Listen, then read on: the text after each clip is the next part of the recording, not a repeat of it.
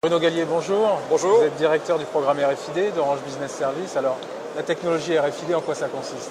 La technologie RFID, c'est très simple. Vous connaissez le code barre, donc quand vous allez faire vos courses, vous avez des produits qui sont étiquetés avec un code barre. Le problème du code barre, c'est qu'il identifie uniquement un type de produit et il contient très peu d'informations. C'est juste quelques chiffres. Demain, les produits utiliseront ce qu'on appelle des tags RFID, Radio Frequency Identification, donc identification par onde radioélectrique. Donc c'est une étiquette qui pourra contenir jusqu'à, par exemple, l'équivalent de 500 pages mail.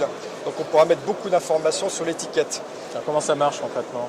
Alors une étiquette RFID, c'est une antenne, donc il y a beaucoup de métal. Et puis la tête d'épingle que vous voyez là, c'est un petit microprocesseur qui identifie le produit et qui vous remonte des informations. Donc vous avez un lecteur, pas forcément dans le champ de vision, c'est un code à barre, vous êtes obligé de scanner le produit juste en face. Là, avec une étiquette RFID, le produit passe sous un portique, il passe à proximité d'un lecteur RFID et automatiquement l'information est transférée là où vous en avez besoin. Par fréquence radio? Par fréquence radioélectrique, exactement. D'accord. Alors concrètement, qu'est-ce que ça va changer pour les entreprises dans leurs usages et leurs processus au quotidien? Alors c'est déjà en œuvre dans un certain nombre d'applications, notamment dans la logistique.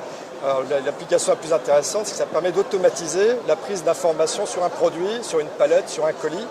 Et donc, on va gagner en fluidité dans les process. On pourra détecter automatiquement lorsqu'une palette est déchargée d'un quai d'entrepôt si il manque des produits.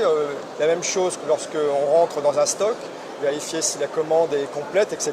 Donc, de réagir beaucoup plus vite dans le cycle de vie de l'entreprise. Alors pour le producteur, pour le logisticien, pour le distributeur aussi? Exactement. Donc une chaîne logistique, ça va depuis le producteur qui a ses contraintes de vérification que tout est OK, jusque dans la grande distribution, sur un point de vente, etc. Donc chacun à son niveau pourra vérifier que tout est correct.